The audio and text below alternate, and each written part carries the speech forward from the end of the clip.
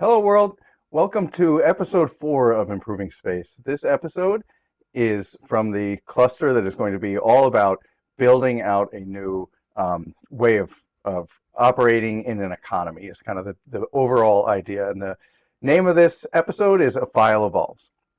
So in the accompanying written version of these episodes, I'm calling them chapters, because you could either watch this series as essentially a TV series or read it as a book that's building and building over time. In the book version of these, I wrote a story of what this image is supposed to represent, which was a story about a young man I knew who did shift work and kind of the problems with that. I'm not going to try and recapture that entire story here, both because I don't want to possibly get emotional and then try to build it up into something that is as important as it feels to me. So if you want to read about a story about like shift work and the kind of stresses that it puts on people who aren't able to understand what their schedule is going to be in the next week, you can read the essay. And you should know for now that the idea and the reason that I included this picture in here is not because I'm necessarily going to be solving that problem in this video. We all have to solve that problem together, but rather to point to the purpose of this video and this idea of being able to kind of cooperatively manage a workflow among people at different companies and kind of introducing a new type of file to be able to do that. The idea ultimately would be to be able to provide employees and ordinary people with the kind of feedback to whatever company that they're working with. If the company wants them to sweep a floor, basically be able to have a feedback and an input. If a company is able to swap out employees and micromanage things based on their schedule, why can't the employees also have input going into that company about what their personal schedules are and have those schedulers work around everybody, not just the company's interests, but their employees' interests? And so the idea of just being able to speak with a language, speak with kind of one voice as a bunch of individual entrepreneurs in our economy, but being able to institute something that allows for association of information in both directions and not just companies telling employees when they're needed, but rather a little bit back and forth. So I've now spent just as much time explaining that background to that story, but yes, the reason that I'm doing this is to try to empower our economy is overall what we're doing here. So a prerequisite or a recommended prerequisite for this episode would be the last episode, which was called 6 Documents. So in the 6 Documents episode, you'll understand where the 6 critical documents to managing a design and construction project came from, why I find them to be important, and why I've organized them in this way, as you see here in this roll of film. You've got clock representing schedule, money sign representing budget, drawing, specifications, agreements, and the program. So I highly recommend watching that if you are interested in this video and want to see where these ideas came from.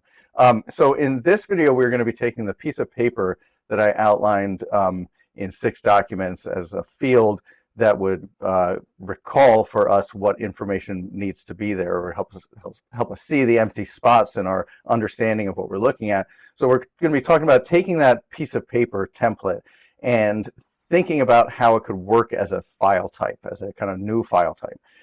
So I'm going to start by cramming all of the information into a theoretical file type is how I'm going to imagine it. I'm not a software engineer, but I have some familiarity, as many people do, with computing. I did a couple of courses.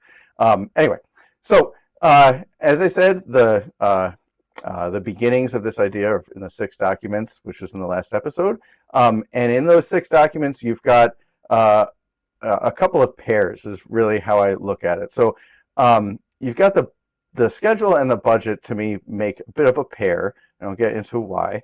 The drawings and specifications, again, kind of have a familiarity to them or a similarity to them that make them a pair. And the agreements and program are another pair. And that's kind of how I started attacking how you could actually handle this document in computing, is like what types of information are we looking at? And these are the pairs I started with to try and look at what types of information we're looking at. So among these pairs, we're going to start with the top 2. The top pair is the schedule and the budget. So when we look at the schedule and the budget and try and figure out what kind of content that they have in common and what a good file type or computing process and environment would be for that content, we see that the schedule and the budget are both very much number dependent. They're really all about numbers and quantities and breaking down things into the exact time that it happened and the cost that it happened. Furthermore, we actually often find these two sets of numbers interlinked in things like charts. So the two, to me, the most standard X and Y axes on a graph are time on the X axis and cost on the Y axis. We see, stock prices and budget, government deficits and things going up and down on these kinds of graphs all the time.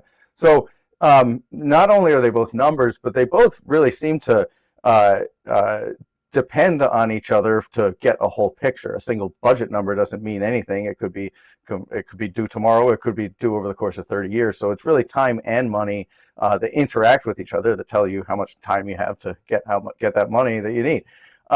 So schedule and budget both seems to be numbers related, and for that reason, it seems like a spreadsheet kind of format or environment. Like basically, you imagine that the quantities or the numbers that we're looking to quantify, dates, lead times, the prices of goods, wholesale, the price of markup, tax, things like that. Those are all fields that you can imagine in a spreadsheet environment having a tag or a variable name for a field, and then having the number in that field. And not only can we imagine that each product or a house has a cost, a refrigerator has a cost, but many of those fields are consistent from product to product. So the overall consumer price, taxes, lead times, these are all consistent numbers. So we could in fact imagine if we were going to set a default file type for a thing, that it would have certain open slots for numbers that are related to just that thing.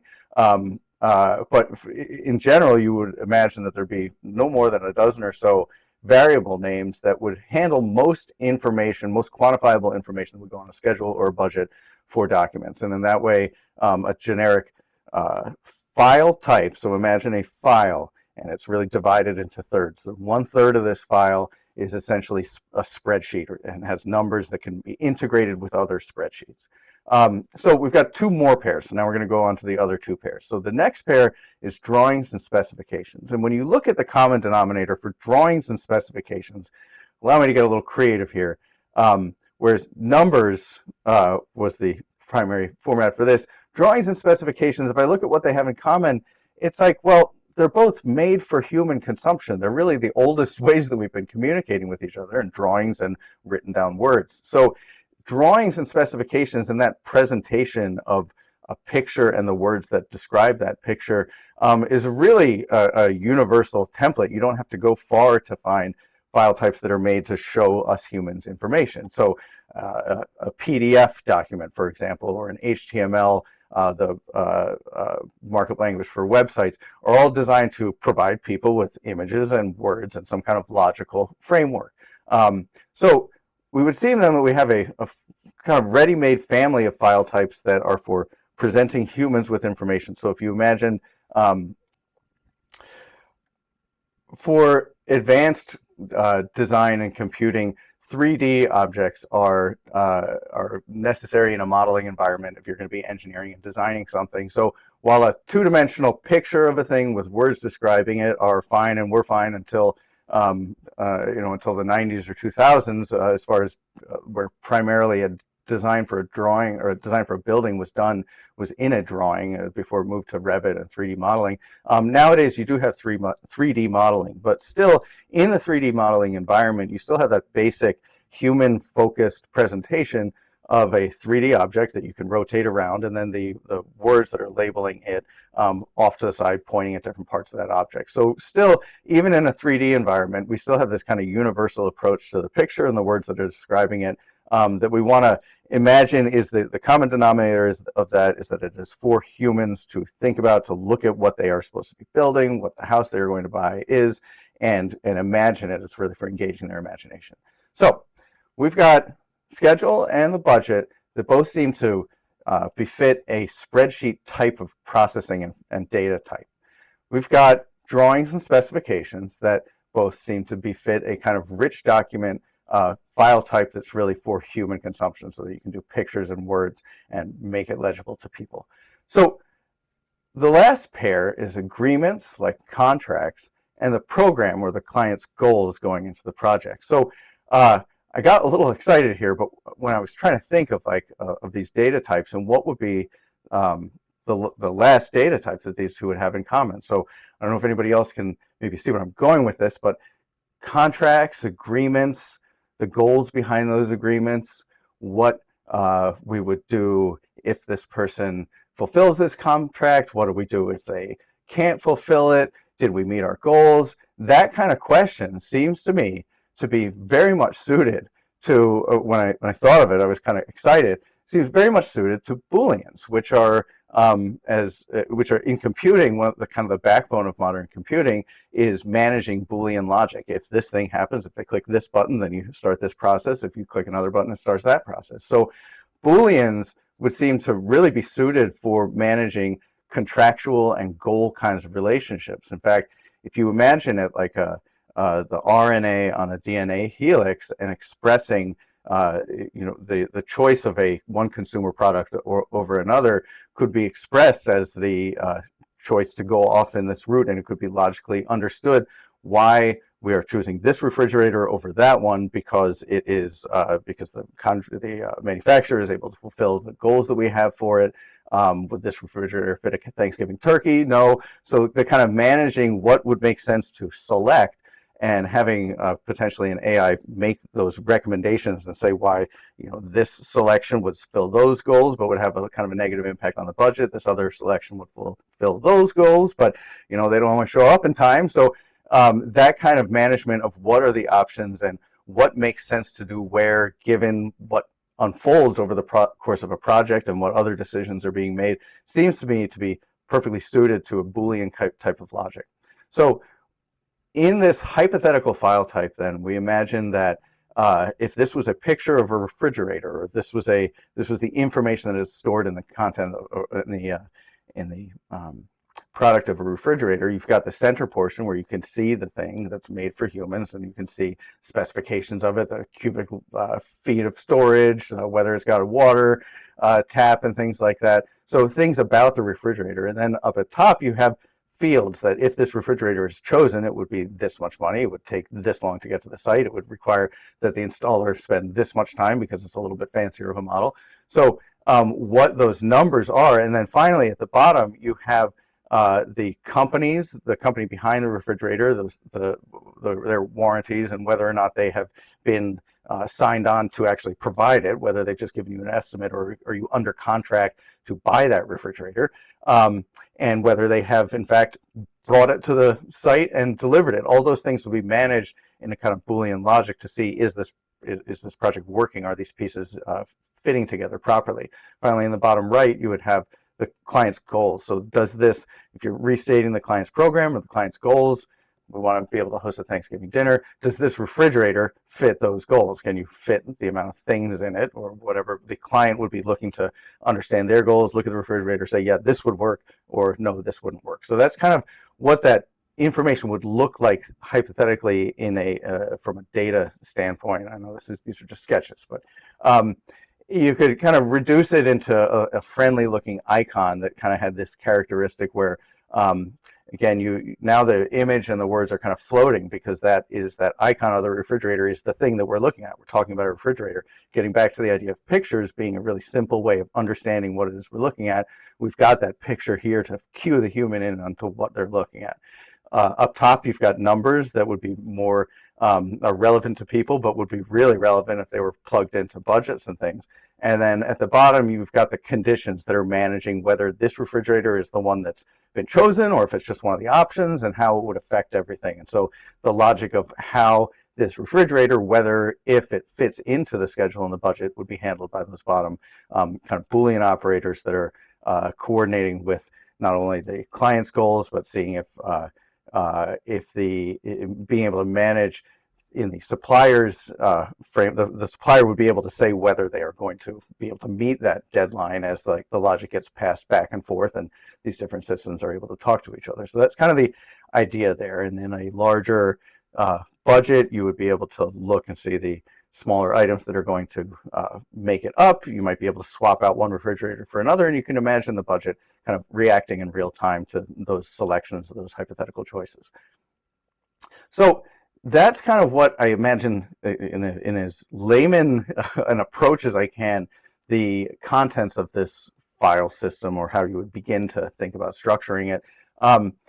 Second thing I want to talk about is the integration into the larger system. So I'm going to take a quick break, and then I will be right back to discuss that. So now I'm going to talk about how this would work as a process. And again, please forgive me for treating this in kind of a cursory way. And I know that this doesn't have a lot of hardly any computing terms and like rigor behind it. I'm just trying to lay the foundations here. So I've got other videos that will come after where I'm going to try and be a little bit more specific as far as how I imagine this working. But for now, we are just trying to get a kind of a level surface to be able to build the rest of these ideas onto, and I'm trying to make something that's kind of as generally interesting as possible. So we're just going to try and get a broad sense of how I imagine this process working. So say you want to hire an architect to design your new dream house. So typically architects follow a process of developing the drawings that goes through a couple of phases. One's called schematic design, and then you have design development, and construction documents would be the final product that are construction ready. So schematic design is kind of an initial stage where you are just trying to get the broad strokes of the project together and understand it. So I'm not actually talking about doing anything much differently than what an architect already does in their schematic design phase. But imagine that schematic design was simply formatted and had the information that the architects kind of already do think through, like realistic schedules, realistic budgets, doing a plan, precedents, like what kind of materials do you like on other houses, what might this house look like. So a schematic design is already part of the production process of an architect. But if you imagine that schematic design was not so much a single drawing that was arrived at in the first couple of meetings and work times of the architect, if you imagine that wasn't just a drawing, but rather a living file, and that file had some back-end information on it. So the architect did their best to lay out a house as a schematic design in accordance with the client's wishes.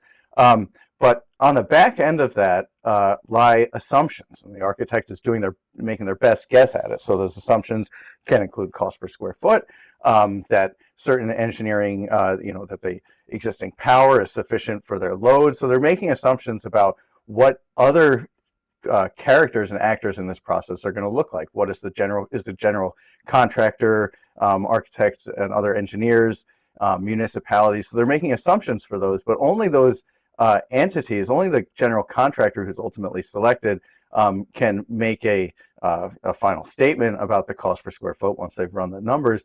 But in the beginning, a general contractor is still more qualified to discuss their likely square foot cost than the architect. So the architect will do the schematic design, but really then what you're looking for is to see whether or not all those assumptions that the architect put into the schematic design are valid. So whether that cost per square foot is a realistic cost per square foot, whether the engineer who ultimately is brought on board will agree that a certain systems approach or a certain height of the building or ceiling height or location for equipment, mechanical room, whether all those things are sufficient, it's going to have to be validated by engineers. Whether the use is going to be allowed would have to be validated by the municipalities. The architect can look at the code and appear to think that it will be approved, but sometimes it is recommended to get in for a meeting to see if what the client's use is would fit the definition of the zoning use that would be approved. So all of those things are examples, and I may be getting a little bit into the weeds here. But the point is that if any of those would be proven false, then it's really time to hold off for the client and try and reiterate until you would get a schematic design that is true. So you might increase your square foot budget numbers. You might move the house around on a lot to satisfy zoning requirements. Ultimately, what you're looking for is all of those entities to improve it at a conceptual or schematic design phase based on what they see are these realistic end results. Will will the municipality ultimately approve the construction documents if they conform to the current schematic design and don't shift too much, and there's not anything in here that we're not seeing that would get in the way of it. So once you've got those, if you don't have those conditional approvals or those approvals by these people, then you need to keep reiterating until you get something that people think is realistic. However, if you do get validation, say that you got cost per square foot from the contractor, the engineers say that that the spaces would fit, your municipality is on board with the project and it meets all of the requirements of the zoning code. Financiers and things like that are on board. If the numbers look good, then the mode shifts from being looking around to validate information and get more opinion and try and bring the picture of the schematic design to life. The mode shifts then to kind of off to the races mode, which is where often clients want you to be. They want to see architects developing the drawings, getting more blueprints. They want to see the engineers and contractors starting to price things. And you theoretically could do those things once, if you got that validation beforehand, you could actually be off to the races. You can even, in certain environments, you can imagine doing things like pouring concrete or doing phased construction, which clients are often eager to begin a phase of the construction if they're still waiting on the they're often eager to begin, whether or not it's wise. But you can imagine getting to a place where you've got the zoning approval. We see that we can see that the budget, ultimately the numbers will fit within the budget. They will be approved by the bank that needs to see the drawings and things. So you can imagine a point where certain things are locked in. This will be the size of the footprint, and even if the client chooses to do a different project, this project works and this footprint works. It's got value and it could be suitable for other uses. So you can kind of lock in certain decisions once you have that general approval of those assumptions that went into it.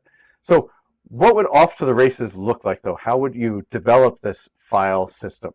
So we want to think of a way to add in technology to this process that still speaks to the architects and other professionals' current ways of getting their heads around a building. So you don't want to change the way that architects approach their design. You want to do something that's compatible with the way with the software that they already use and the approaches and industry standards that are already being used. So you want it to be compatible with the old-fashioned way, which is why I have a disk on a drawing board. You also want this software, this file type, to be able to grow organically and keep adding to itself. Finally, you want, if we're going to be making a file type or a piece of software out of this organizational idea, the reason essentially that we're doing it is to be able to pool information from different places. So we want to think of a system that's going to allow us to leverage the internet and online technology and be able to get data in real time as we need it. So ultimately, we want the idea of the schematic design, that original blueprint that the architect provided.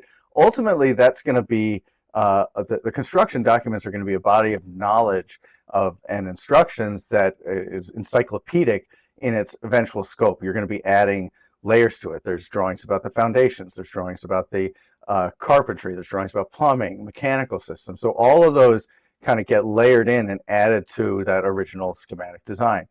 And what we want to do with our software type or file type is be able to have that schematic design or that front page be loaded with queries, essentially, so that the budget of the schematic design originally is based on a square foot number that the architect came up with in their schematic design phase, but over time that budget could be live updated by the additional layers of information about the plumbing system, the mechanical system that get added. You can imagine the budget of that schematic design really being a query that goes through and finds all of the relevant pieces that are going in and the prices of them and totals them for you.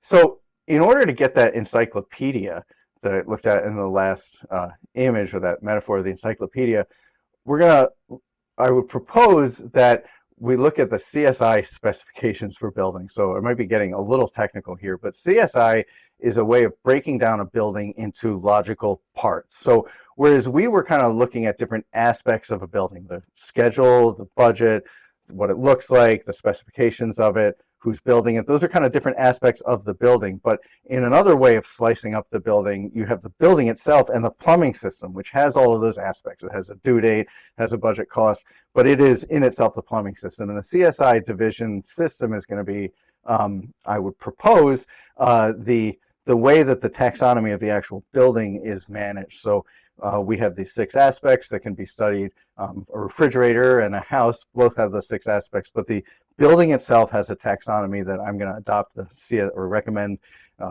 keep doing what we already do, which is have the CSI division system. And so in that system, you've got general requirements in section 1, then you've got site preparation in section 2, things to do with concrete, section 3, and so on and so forth. So we've got every trade kind of has their own division in there. And there's lots of supporting documentation to make sure that you're going through the list and catching all of the things that need to be done by that trade. So point is that if you had that schematic design for the whole building, and then we're able to look through and put a basic price and set of what's going on with that trade. So this is a picture of a masonry trade. So what is the masonry scope of this project? Can we create just a picture of the masonry scope with everything else stripped out, all the wood and things stripped out, and we're just looking at the foundations? And what would be the price for that foundation? Now that price would be arrived at originally through a kind of fractioning off of the overall budget price. So if a house is going to cost $500,000, you can say, okay, if that's our house budget, then our foundation budget is maybe $50,000. So that is the way that through kind of an algorithm, you could come up with initial starting point budgets for each of these different divisions. And then because it's presented in that way, and we're hewing to like a human legible framework, you could then get that original, that piece of paper that was generated for that division of the building, give it to a contractor and have them start spitballing prices. So, I like to think of it like, contractors are very reluctant to provide an estimate up front, but if you kind of cue them with what they think a job like this should cost, or what your estimate would be based on your experience, you can start getting feedback as to whether that number looks high or low. It's kind of like estimating the number of gumballs in a gumball machine. So in that way, kind of starting off and allowing kind of algorithms and essentially I'm talking about an AI to be able to break down and propose first drafts essentially of adding a layer of detail, or we're looking for this layer of detail. This might be the price, this might be the foundation design, and then having the professionals be able to give feedback on that is kind of the goal here. So we're like being sophisticated in our organization, but then ultimately always delivering paper products or simple to read paper products for people to give feedback on around a table.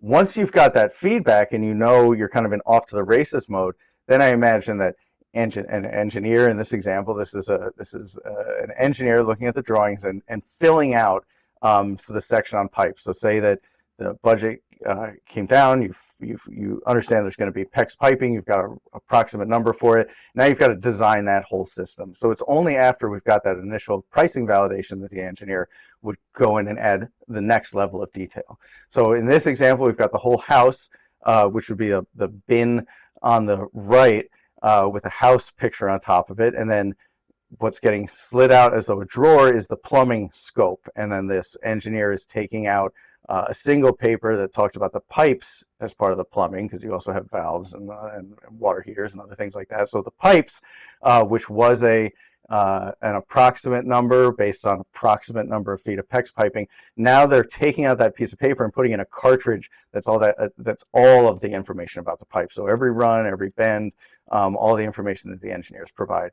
And in that way, you can imagine an organization that's kind of fractaling. And you've got the building, which would be your large rectangle up here.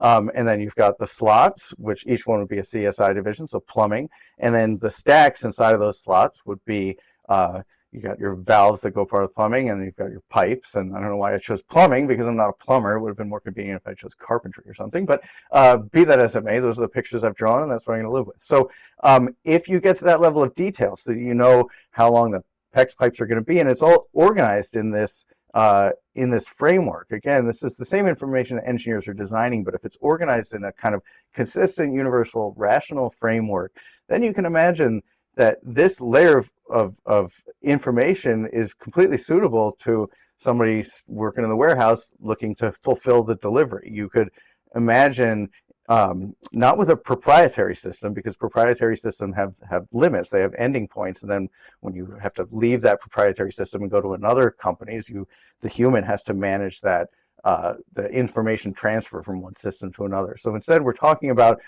more of like a technique, more of a, this is just how we do it, and this company's 6-document paper will basically resemble another company's, and they're all interchangeable. And if we can reach that point of a universal kind of communicating technology, the same way that a text file or a spreadsheet is a single file format that different pieces of software can use, that's really what we're going for. So kind of universal file formats that are intelligible to different companies' systems. So I'm going to have an episode that's coming up in a future issue where I talk about, from a more technical point of view, BIM and what the solutions are now, what the old-timey way of doing things was when it was back on paper, what newer ways of doing things are, and then how this system critiques or is different from, or how I see it in the taxonomy against kind of industry standard high-tech options that are out there. So I will have that episode that is going to be geared more towards people who are familiar with this and can validate that what I'm doing both speaks to the current way we are doing things and gives actual ideas for just evolving a current technology like Revit's database system or internal database system, being able to evolve current platforms to kind of do what I'm talking about here. So that'll be another video. I'll have lots of videos. In fact, I'm going to have videos about the process, about consultants coming in and being able to just put their little thing on the hook of this, put their one contribution and have it be able to fit into the whole thing. So I'm going to have documents about processes, use cases, and then I will also have episodes where I kind of hone in on each trade. So architects, engineers, banks, software engineers, and kind of make almost like I'm talking specifically to them, and I will have questions specifically for those fields, and I will have ways of encouraging people to talk about those questions and be able to find ways of aggregating those results. So we have kind of an overall dialogue, and those aggregations will play into the idea of pictures, and I will be doing all of that. So there's going to be a lot of videos about the kind of technical aspects of this for different trades to see if people want to start trying out these approaches. But for now, I'm going to address the lingering question that you as a layperson might have, which is, none of us really have the ability to implement this new technology. So if you don't have a genie in a bottle, why am I telling you this? Why would you be interested in it? What can be your role? Even if this seemed like a good idea, what would be the role? So that's going to be this last line of images. I'm going to discuss that. So here's how I imagine this playing out. So we've got a single track. We want everybody to be kind of on the same track.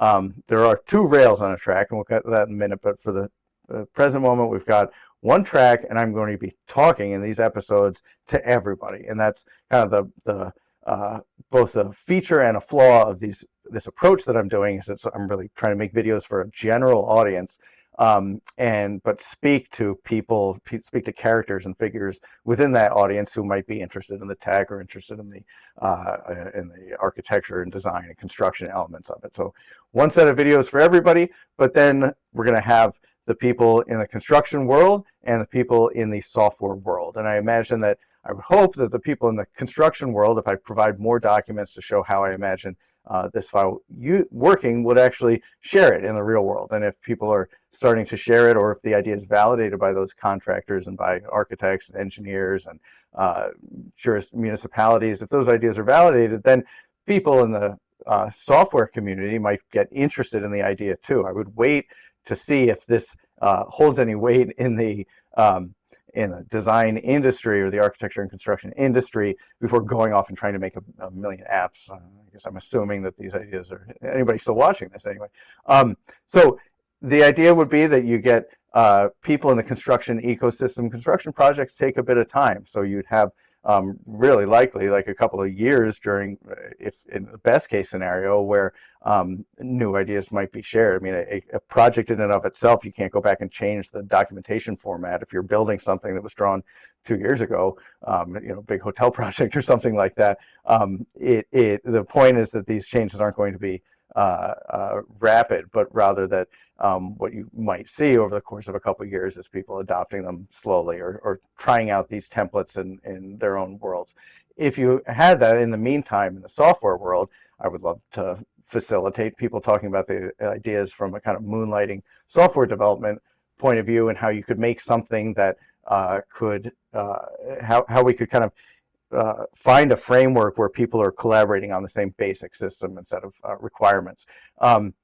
Ultimately, I imagine that you would get larger companies might be interested, would be my wonderful end result of this, is if, once you have buy-in from the small players, that bigger companies might take notice, then you might actually have product launches for the general public, which would be very wonderful to have, apps on your phones and things that are kind of polished and streamlined. But that's not where the end of the process is.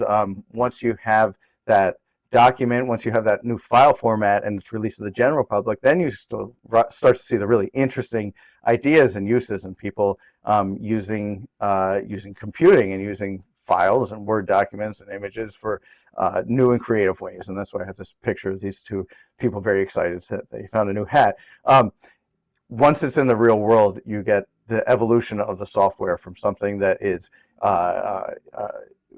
industry focused and a little bit wonky into something that an engineer can sit up tall and be proud of. And that at that point we would be at our final destination station, which would be a healthy, strong American economy. Is what the whole point of this is to be able to get people collaborating and be able to get to work and stop discussing what we're going to do and just do it.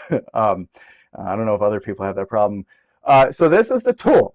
This tool that I'm describing here, and I would love to talk more about it. I've got a lot of videos, but really it's up to you. It's up to the people watching this whether this is sparking any interest, and whether this seems like we could all be getting on the same page to be building something like that. So if that's the case, I would love to talk to you more about that in future videos, and I hope that you would tune in for future videos. That is the end of this episode. Thank you very much for watching. There's one more episode in issue 1 of Improving Space, and that is about politics and kind of deliberative approach to politics. This has been a Denton Pencil production. All of these images and the ideas behind them are all licensed, hereby released and under the Creative Commons. And I would encourage everybody to play around with these ideas, and thank you very much for your time. I'm looking forward to a better world where we can all collaborate a little better. Thank you.